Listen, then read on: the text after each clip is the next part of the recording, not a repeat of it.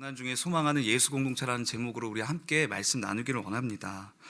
사랑하는 성도님들, 저는 학부 때 실용음악을 전공하면서 음악사를 참 재밌게 공부했던 기억이 있습니다. 오늘 말씀을 준비하면서 참 기억나는 노래가 있어서 여러분들께 한번 소개시켜 드리려고 합니다. 음원은 없고요, 제가 불러드리겠습니다. By the rivers of Babylon There we sat down, yeah, yeah, we wept when we remembered Zion. 따라하시는 분이 계셔서 굉장히 흡족했습니다.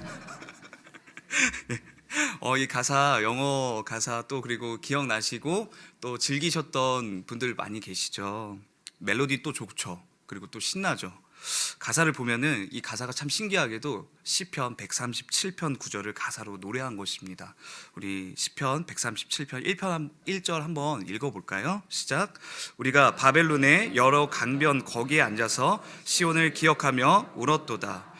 신나는 이 멜로디와 또 리듬과는 다르게 지금 이 구절을 읽으면서 우리는 슬픔이 묻어있는 시편을 발견할 수 있습니다.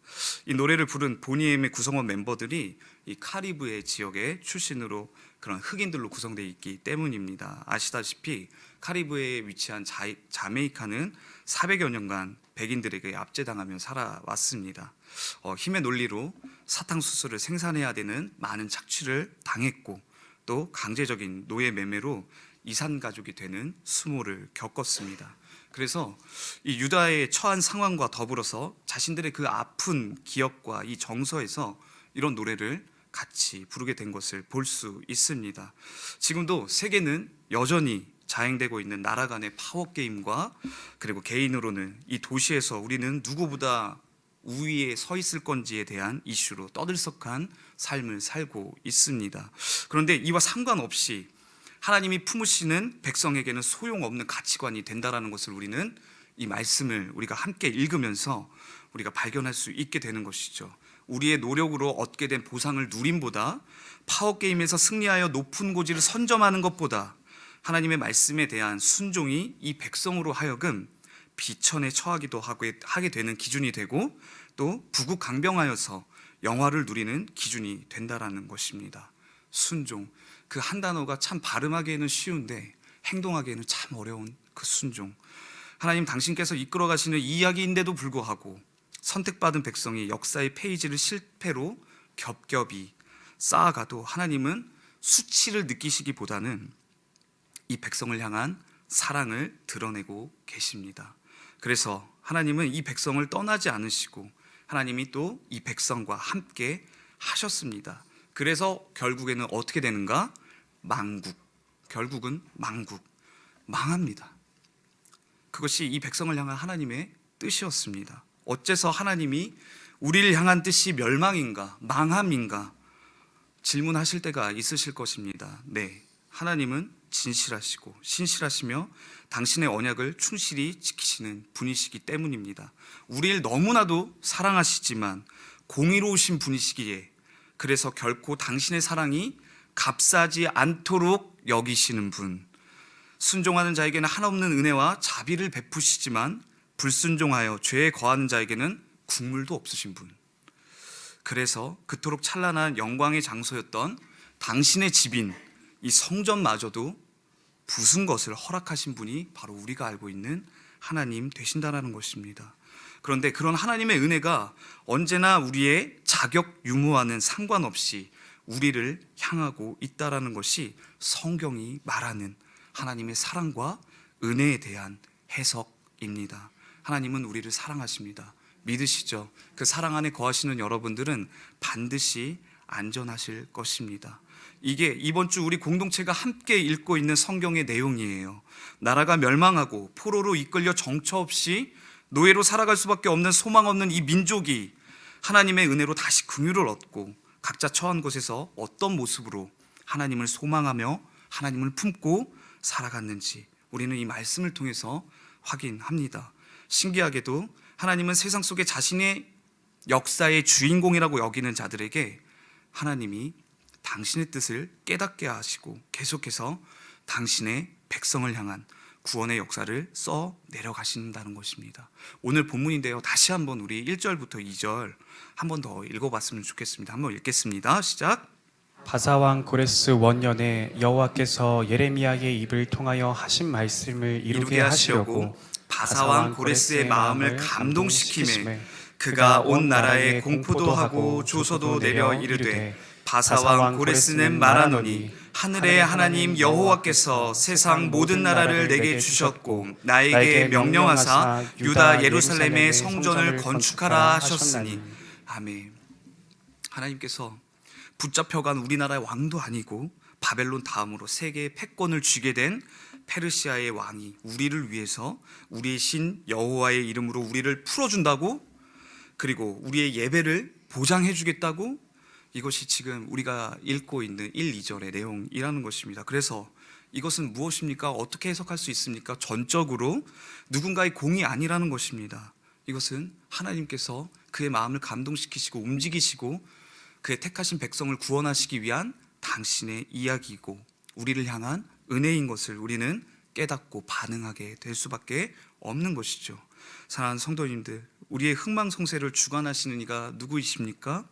여호와이십니다. 이것이 우리의 신앙 고백일진데 어째서 우리는 그분의 말씀을 기뻐하며 살아가는 것보다 내가 좋다고 여기고 이 세상의 흐름 가운데 편승해서 바른 그 흐름에 담고 손은 주님께 내미는 그런 혼합된 영성들을 우리가 가지고 살아가고 있다라는 것입니다.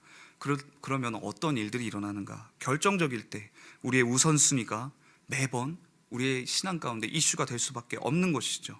하나님을 쉽게 놓아버리는 모습이 이때나 지금이나 우리에게 똑같은 이슈가 되어서는 안 된다는 것이 우리가 이 에스라, 느헤미야, 에스더를 읽으면서 가져야 할 소망이라는 것입니다. 우리가 요즘에는 매일 새벽마다 함께 매일 성경을 읽지 않습니까? 신명기 읽을 때마다 어렵지만 예수님께서 신명기를 가지고 언제나 설교하시고 설명하시고 그리고 시험에서도 이기셨듯이 우리는 깨닫는 마음도 없고 보는 눈도 없고 듣는 귀 없는 이 백성을 위해서 하나님은 당신의 사람을 택하시고 소망을 불어넣으시고 우리로 하여금 깨어나게 하시는 역사를 일으키시는 분이시라는 겁니다. 이번 주 우리가 읽고 있는 이 에스라, 느헤미야, 에스더는 예수님이 오시기 전 4, 5세기 구약의 마지막 사건들을 다루고 있습니다. 새로운 기회를 얻은 이 백성을 바라보며 우리로 하여금 질문하게 하는 것이죠. 그분의 은혜로 우리는 다시 기회를 얻게 되었는데 그러면 이제는 어떤 신앙 공동체를 이루어 살아갈 것인가? 신앙 공동체로 우리에게 부어주시는 소망, 그 첫 번째 소망은 말씀으로 깨어나는 공동체를 이루게 한다는 것입니다. 사랑하는 여러분, 우리는 무리 가운데 살아가면서 많은 리더들을 만나곤 합니다. 우리는 사람 살리는 리더십을 보기도 했고 또 사람을 좌절시키고 낙심케 하는 리더십도 보았습니다. 어떤 사람을 만나면 힘이 나고 어떤 사람을 만나면 있던 힘도 없어지는 그런 역사도 경험하게 되죠. 어떤 사람을 만나면 나는 할 수 있다 생각하게 만드는데 또 어떤 사람을 만나면 내가 가진 에너지가 사라지는 경험도 하게 됩니다. 이 존 맥스웰이라는 사람이 이 리더십을 이렇게 정리하더라고요. 영향력이라고 합니다. 영향력, 사람을 살리는 영향력, 사람을 움직이는 영향력, 사람에게서 영향력을 미쳐서 그들에게 꿈꾸지 못했던 것을 이룰 수 있도록 일으키고 세우는 영향력을 리더십이라고 규정합니다. 동의가 되는 정리이죠. 우리가 읽은 말씀을 보면은 이스라엘이 그렇게 하나님께서 주신 기회를 가지고 다시 일어서려고 하는데 하는 일마다 반대에 부딪힙니다. 그리고 수많은 그 분투 속에서 살아가면서 지쳐있는 모습을 우리는 읽으면서 발견합니다. 그리고 그들이 얼마나 하나님의 뜻에서 멀어져 있는지도 우리는 보게 되죠. 에스라 9장 1절을 한번 볼까요? 제가 읽어드릴게요. 이 일 후에 방백들이 내게 나와 이르되 이스라엘 백성과 제사장들과 레위 사람들이 이 땅 백성들에게서 떠나지 아니하고 가나안 사람들과 헷 사람들과 브리스 사람들과 여부스 사람들과 암몬 사람들과 모압 사람들과 애굽 사람들과 아모리 사람들의 가증한 일을 행하여 그들의 딸을 맞이하여 아내와 며느리로 삼아 거룩한 자손이 그 지방 사람들과 서로 섞이게 하는데 방백들과 고관들이 이 죄에 더욱 으뜸이 되었다 하는지라. 여러분들 이러한 상황 속에서도 하나님이 어떤 마음을 품고 계실까요? 좌절하지 않으세요. 하나님께서는 좌절하지 않으세요. 하나님은 우리의 어떠함으로 영향받지 않으시는 분이시니까요. 그분은 그분의 성품대로 언제나 신실하고 진실하게, 그리고 우리를 위해서 사랑하시고 역사하시는 분이시라는 것입니다. 그래서 하나님은 당신의 백성을 위해서 당신의 말씀에 붙들린 리더를 세우십니다. 누구입니까? 에스라입니다. 그리고 에스라가 마음의 결심을 하고 이 백성에게 하나님의 말씀을 가르쳐 지키게 합니다. 우리 10장 2절과 3절을 함께 읽기를 원합니다. 함께 읽어봅시다. 시작. 엘람 자손 중 여히엘의 아들 스가냐가 범죄하여 이 땅 이방 여자를 맞이하여 아내로 삼았으나 이스라엘에게 아직도 소망이 있나니 곧 내 주의 교훈을 따르며 우리 하나님의 명령을 떨며 준행하는 자의 가르침을 따라 이 모든 아내와 그들의 소생을 다 내보내기로 우리 하나님과 언약을 세우고 율법대로 행할 것이라. 아멘. 아멘. 사랑하는 성도님들, 우리 안에 유혹이, 또 유혹과 우리가 괜찮다고 여길 만한 그런 수많은 것들 사이에서 이 세상에 그러한 것들이 너무나도 많고 질비하고 우리에게 손짓하고 유혹하고 있죠. 그러나 그것이 하나님과 상관이 있는지에 대한 말씀의 민감함은 너무나도 아쉽게도 우리가 그리스도인인데도 불구하고 너무나도 아쉬운 민감성을 가지고 있다라는 것입니다. 그때 우리는 먼저 우리를 위하여 회개하는 리더를 통해, 그의 권면을 통해 주님이 원하시는 그 영향력을 경험하게 되는 것이죠. 사랑하는 성도님들, 이 강단에서 말씀이 선포될 때, 여러분을 향하여서 하나님의 말씀이 죄가 죄되다라고 이야기할 때, 여러분들의 마음이 찔렸었을 때, 아니 어쩜 강단에서 저렇게 직설적으로 얘기할 수 있어? 라고 반응하실 것입니까? 아니면은 아멘, 내가 너무 쓰리고 아프고 고통스럽지만 하나님의 말씀에 아멘 하면서 순종함으로 온전한 신뢰를 주님께 올려드리겠습니까? 하는 것이 우리의 신앙 고백이 되어야 할 것입니까? 여러분들 결정하셔야 됩니다. 하나님의 말씀 앞에서 깨어난 자들은 반드시 이 말씀을 할 수밖에 없으며, 하나님의 마음 가운데 성령께서 일하시는 그 감동이 우리를 향해서 죄가 죄되다라고 이야기하게 만든다라는 것입니다. 세상을 바라보시면서, 이 나라가 가지고 있는 사법체계와 행정들을 바라보시면서 무엇을 느끼시면서 살아가십니까? 물에 물 탄 듯 무언가에 섞여가지고 계속해서 죄가 죄되지 않고 마치 무언가 법이 바뀌어지면서 우리의 편의를 위해서, 우리의 즐거움과 우리의 쾌락을 위해서 죄가 어느새부터 합법이 되는 것들을 우리가 지금 이 시대 가운데서 바라보며 살아가는 것이 지금 현실 아닙니까? 사랑하는 성도님들, 더욱더 하나님의 말씀 앞에서 민감해지는 우리 공동체 되기를 간절히 구합니다. 말씀으로 깨어나는 공동체, 그것은 우리가 하나님을 소망할 때만 가능케 되는, 이루어질 수 있는 공동체가 된다는 것이죠. 두 번째, 소망하는 우리는 개혁하는 공동체가 된다는 것입니다. 사랑하는 성도님들, 개혁은 급진적이거나 본질적인 변화가 아닙니다. 성공하면 혁명, 실패하면 반역 아닙니까? 이런 자기 야망에 비롯된 변화가 아니라 사회의 특정한 면에 점진적인 변화를 우리에게 이끌어내고 또 고쳐나가는 과정으로 사회 운동을 뜻하는 것이 개혁이라는 단어의 본래 뜻인 것이죠. 우리가 오늘부터 읽고 있는 이 느헤미야는 바로 이런 면에서 자신의 안위보다 공동체를 아끼고 하나님을 경외하는 삶을 살아가는 이야기입니다.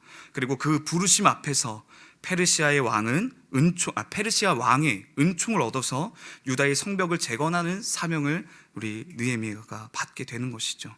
사랑하는 성도님들, 하나님의 마음에 순종했을 때 우리는 다시 한번 이 말씀을 통해서 하나님 앞에서 살아가는 인생이 어떤 원리로 살아가는지를 깨닫게 됩니다.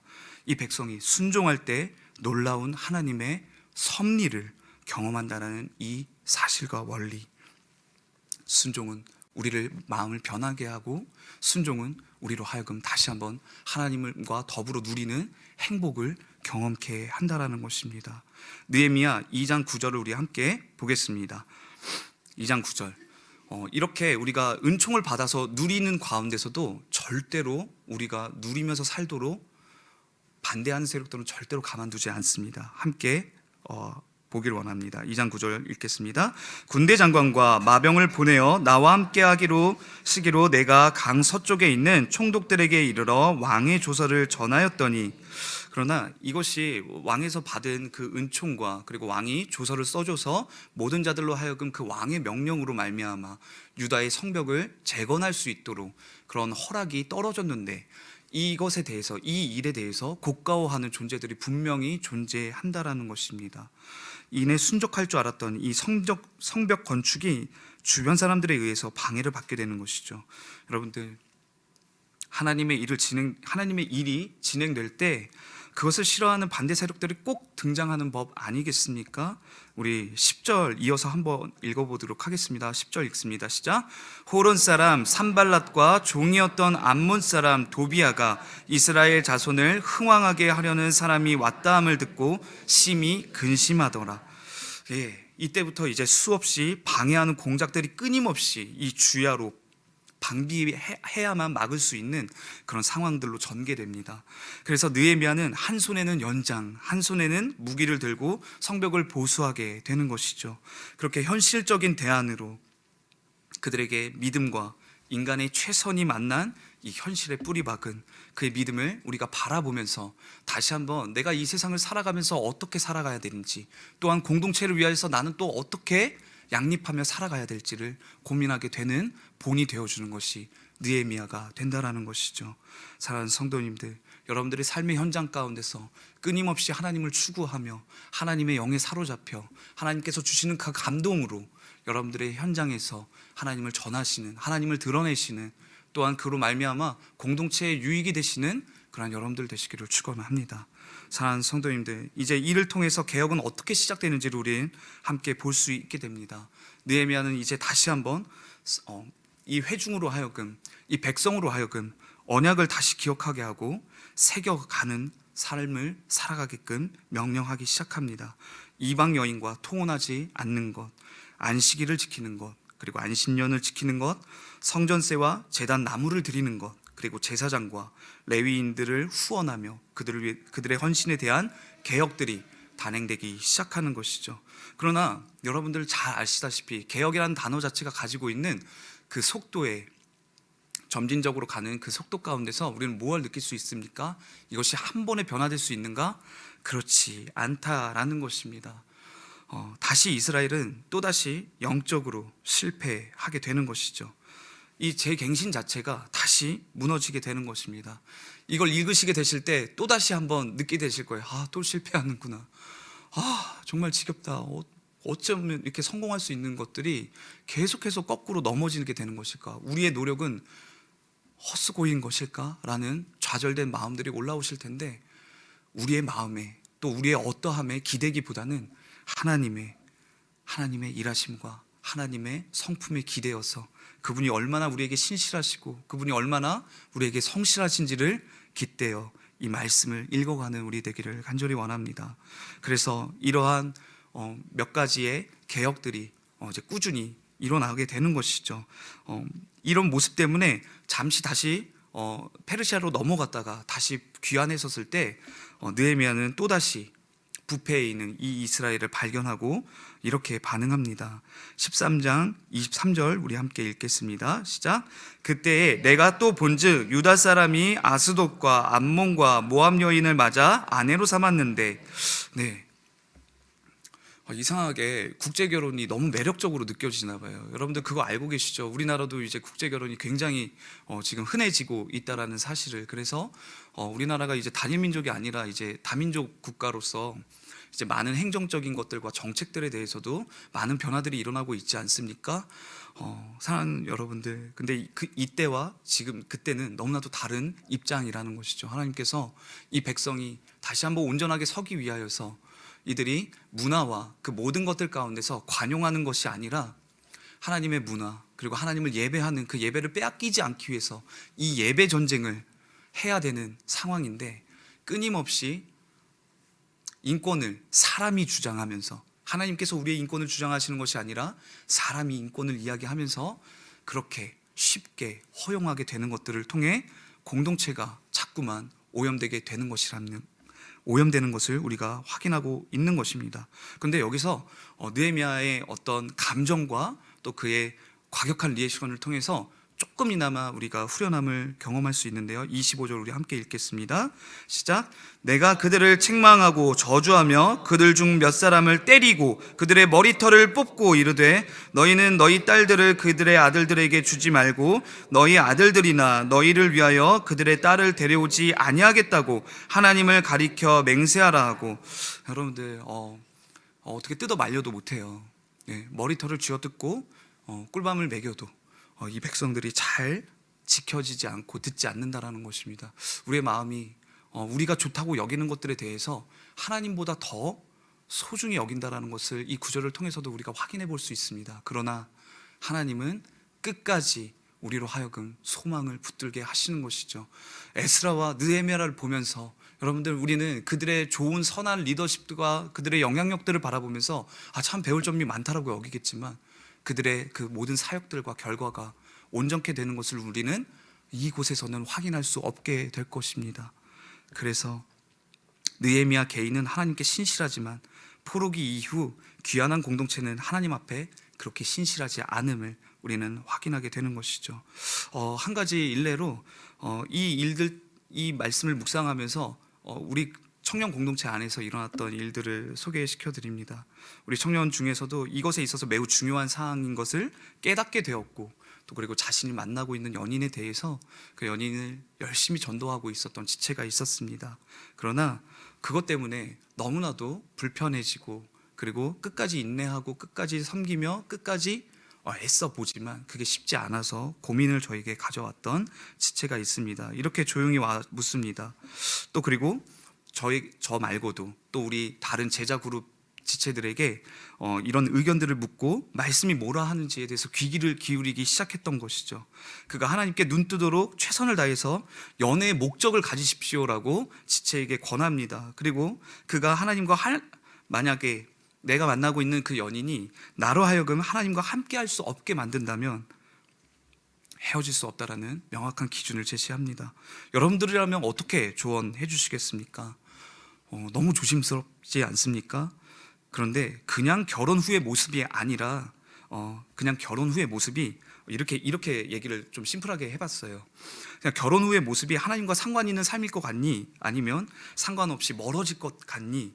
라고 딱 이런 두 구절의 말을 전했거든요. 그러자 아하 하고 답을 얻어갑니다. 그리고 참 너무나도 감사하고 참 대견하게 결심하고 행동을 빠르게 하더라고요.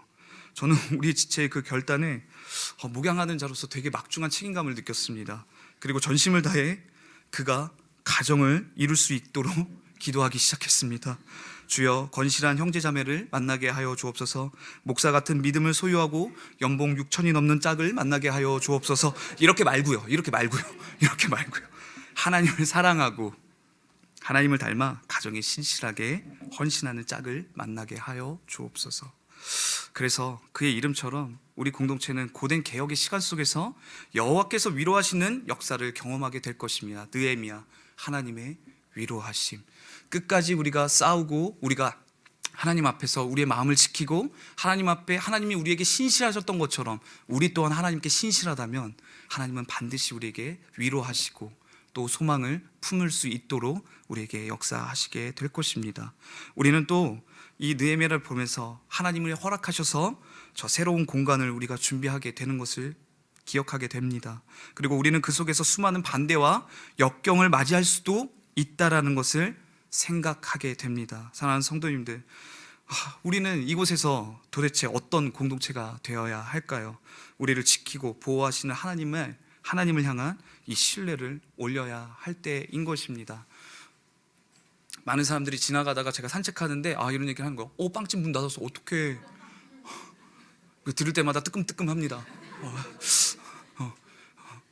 한마디라도 해줄까? 여기 새로운 빵집입니다. 베들레헴이라고요. 예수를 만날 수 있는 곳, 예수께서 우리에게 공급하시고 예수께서 날마다 일용할 양식을 우리에게 제공하시는 그곳이 바로 우리가 함께 머무는 교회가 된다라는 것입니다. 그렇지 않다면 우리는 그저 명분 없이 그저 좁은 집 넓히는 정도로만 이러한 확장을 의미 세우게 될 것이죠.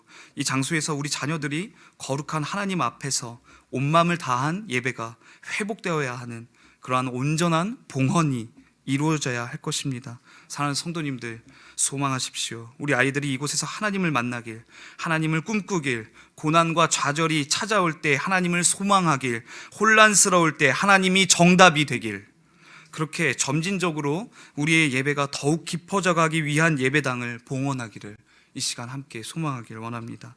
그러면 세 번째 소망, 그것은 무엇으로 우리를 이끌어 가시는가? 예수 공동체로 지어져 간다라는 것입니다.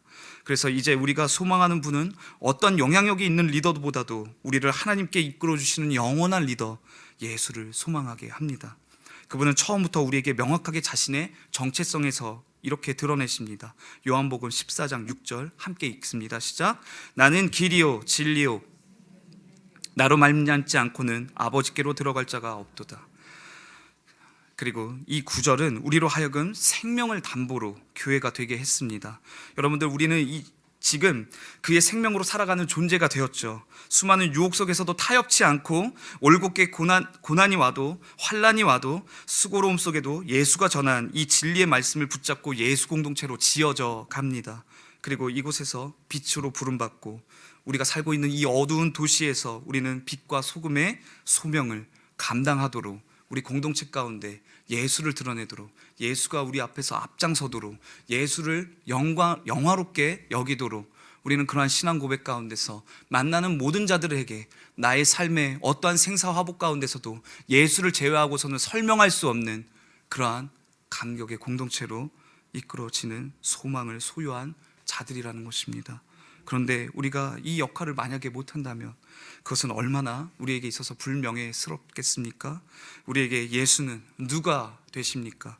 예수가 우리에게 어떤 의미가 되시는 분이십니까? 그저 날 행복하게 만들어줘야 하는 분이십니까? 내가 원하는 방식으로 내 소망을 이루시는 분이 예수가 되십니까? 아닌 것이죠. 질문이 바뀌어야 합니다. 그분은 우리에게 초대되신 것이 아니라 우리가 그분께 초대되었다라는 것을 우리는 기억해야 한다는 것이죠. 지금도 우리의 마음 문 밖에서 계속해서 노크하시는 그분의 음성을 들어야 합니다. 들어가길 원한다. 문을 열어주면 너는 나와 더불어 식탁을 누리며 이 친밀함 속에서 더 이상 홀로 살아가지 않게 될 것이다. 그것이 우리에게 찾아오신 예수 임마누엘, 그 뜻 아닙니까? 하나님이 우리와 함께 하신다. 그것만으로도 우리가 만족할 수 있는 것이 우리의 삶 아닙니까? 그렇게 살아가야 한다는 것입니다. 순종이 발음은 쉬워도 행하기는 어렵다라는 말, 여기 안에서도 우리는 대시되는 마음을 해소할 수가 없습니다. 그래서 우리에게 필요한 것은 기도와 그분을 향한 뜨거운 마음이겠죠. 사랑하는 여러분, 우리는 어떤 공동체가 되어야 되겠습니까? 이곳에서 예수의 이름으로 함께 지어져가는 우리는 어떤 예수 공동체가 되어야 하겠습니까? 지금 우리 안에 예수는 누가 봐도 드러나고 계십니까? 아니라면 오늘 이 시간에 우리는 소망 없이 사는 대로 생각할 수밖에 없습니다. 보는 대로, 느끼는 대로 살아갈 수밖에 없습니다. 말씀이 우리에게 찾아온 이 시점, 우리가 주 앞에 온전케 되는 은혜를 누리지 못하고 그 은혜에 합당한 순종의 열매를 맺지 못한다면 우리의 소망은 이내 절망으로 바뀌게 될 것입니다. 그러나 지금 우리는 은혜 가운데 여전히 공사 중입니다. 저 옆 공간이 공사하는 것처럼요. 그분의 나라는 이미 선포되었어요. 말씀은 그 도면도 제시합니다. 그리고 교회는 그분의 나라를 실현하는 사명을 가졌습니다. 마침내 우리에게 찾아온 이 예수께서 우리에게 다시 오시면 완성되어질 것입니다. 히브리서 3장 1절에서 6절을 읽으면서 이 말씀 마치길 원합니다. 함께 읽길 원합니다. 함께 읽겠습니다. 시작. 그러므로 함께 하늘의 부르심을 받은 거룩한 형제들아, 우리가 믿는 도리의 사도시며 대제사장이신 예수를 깊이 생각하라. 그는 자기를 세우신 이에게 신실하시기를 모세가 하나님의 온 집에서 한 것과 같이 하셨으니, 그는 모세보다 더욱 영광을 받을 만한 것이 자가 자기 집보다 더욱 존귀함 같으니라. 집마다 지은 이가 있으니 만물을 지으신 이는 하나님이시라. 또한 모세는 장래에 말할 것을 증언하기 위하여 하나님의 온 집에서 종으로 신실하였고, 그리스도는 하나님의 집을 맡은 아들로서 그와 같이 하셨으니 우리가 소망의 확신과 자랑을 끝까지 굳게 잡고 있으면 우리는 그의 집이라. 아멘. 아멘. 말씀을 마칩니다. 사랑하는 여러분, 이번 주 에스라, 느헤미야, 에스더를 보시면서 나의 열심이 무력해지는 것을 경험하면서 좌절하기보다, 체념하기보다, 그래서 우리에겐 복음이 필요하구나를 소망하게 되시는 한 주 되시기를 축원합니다. 그리하여 이 모든 일에 있어서 그 누구보다 하나님께 온전한 순종을 드린 예수를 갈망하시고, 그 예수가 우리에게 선물로 보내신 성령과 함께 거룩하고 산 예배가 우리 안에 일어나는 그러한 묵상의 시간을 보내시는 우리 성도님들 되시기를 소망합니다. 그러면 우리는 건물에 갇히지 않고 우리 자체가 교회가 될 것입니다. 우리 이 시간 함께 기도하기를 원합니다.